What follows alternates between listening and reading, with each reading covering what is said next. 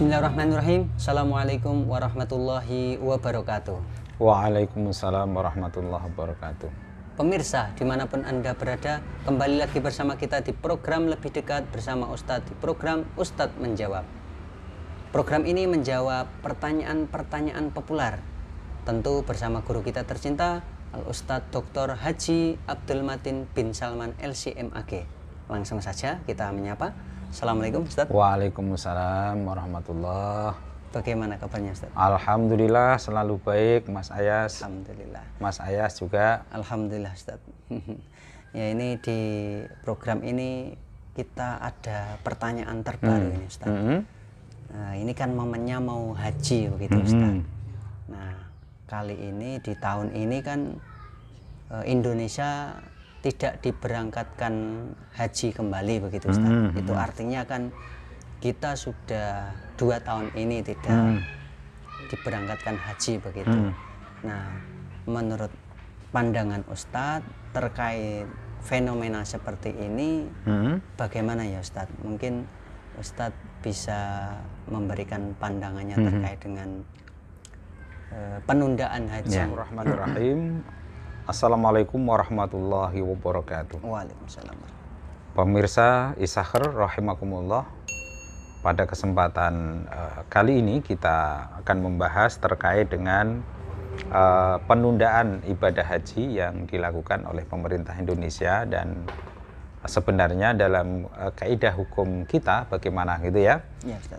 Jadi ada kaidah yang biasa dipakai oleh para ulama adalah dar'ul mafasid muqaddamun ala jalbil masalih. Meninggalkan yang membahayakan itu didahulukan ketimbang kita mengejar maslahatnya.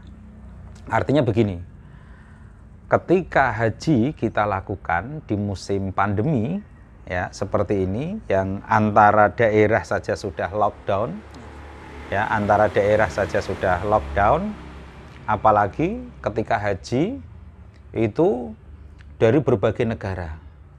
Lalu kemudian di sana pengawasan meskipun sudah ketat, tetapi tidak mungkin rasanya kalau kita melihat orang dengan jutaan orang berkumpul jadi satu, terjadi gesekan, terjadi berbagai macam kerumunan, baik itu kerumunan ketika lempar jumroh, kerumunan ketika tawaf, kerumunan ketika Bermalam, sa'i, ketika kerumunan ketika mereka mengambil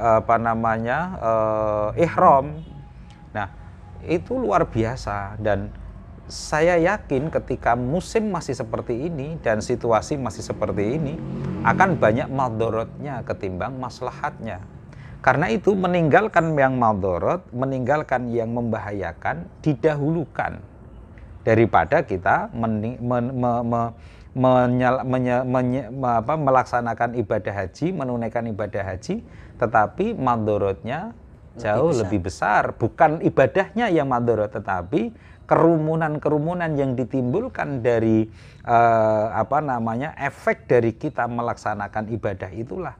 Jadi kalau ibadah hajinya tidak menimbulkan masalah, tetapi ketika kita mengerjakan kan tidak mungkin kita mengerjakan sendiri, karena di situ tumplek-blek orang seluruh dunia jadi satu.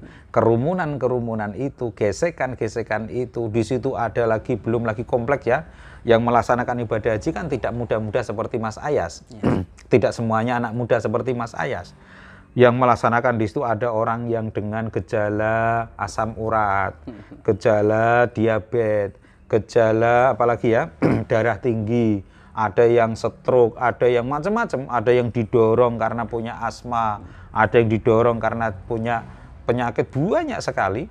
Dan ketika dia membaur jadi satu akan terjadi kekacauan yang luar biasa.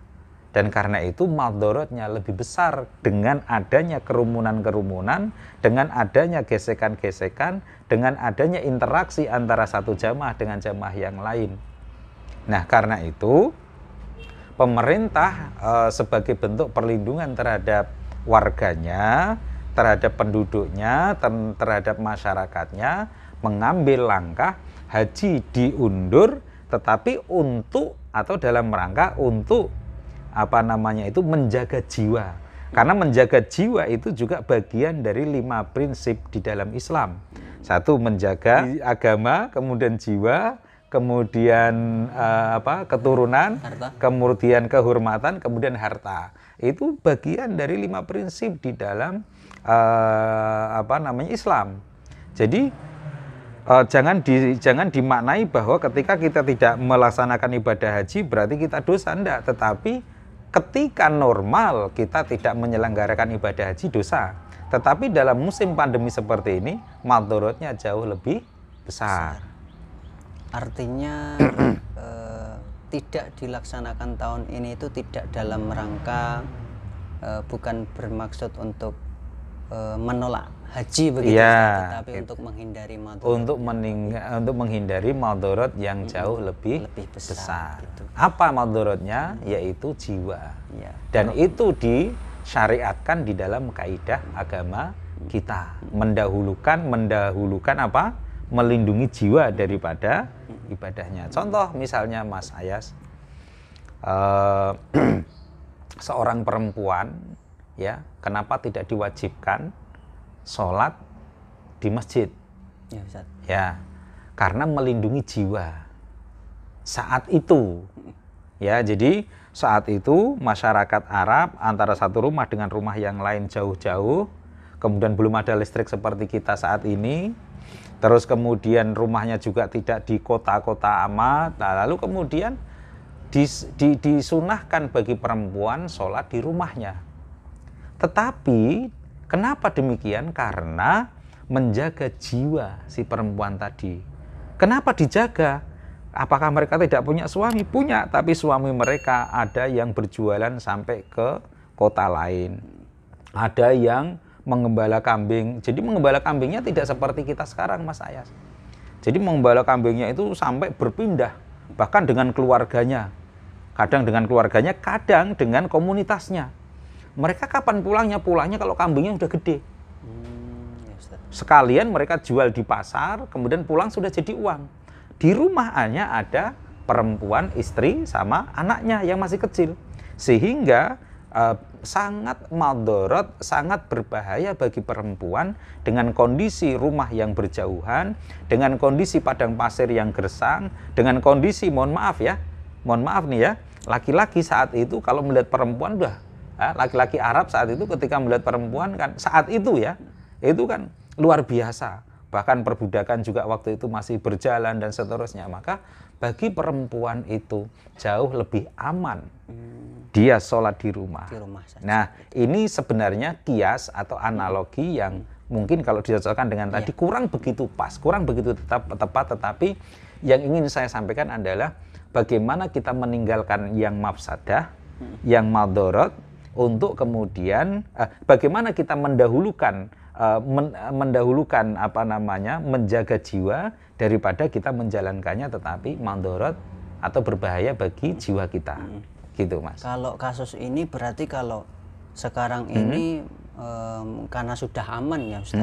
Mungkin kalau perempuan kalau ke masjid tidak masalah. Oh, tidak masalah, tidak masalah. Begitu juga dengan kasusnya haji tadi. Andai mungkin kalau kita misalnya seperti sebelum corona, sebelum COVID begitu, yang aman begitu, itu tentu kalau tidak menjalankan dosa. Gitu ya.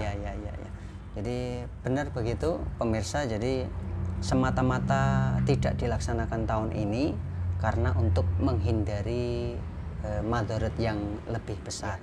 Semoga pemirsa dan juga penanya bisa menyimpulkan apa yang disampaikan oleh Ustadz kita. Terima kasih Ustadz. Sama-sama Mas Ayas. Semoga Ustadz selalu dalam keadaan sehat. Amin. Beserta keluarga. Amin. Sekian pemirsa, kita akhiri program Ustadz Menjawab pada kesempatan kali ini. Jangan lupa seperti biasa like, subscribe, dan komen di bawah ini, dan juga kita membuka donasi untuk pembangunan rumah tahfidz. Informasinya ada di bawah ini. Sekian, wassalamualaikum warahmatullahi wabarakatuh. Waalaikumsalam warahmatullahi wabarakatuh. Makasih Mas Ayas ya.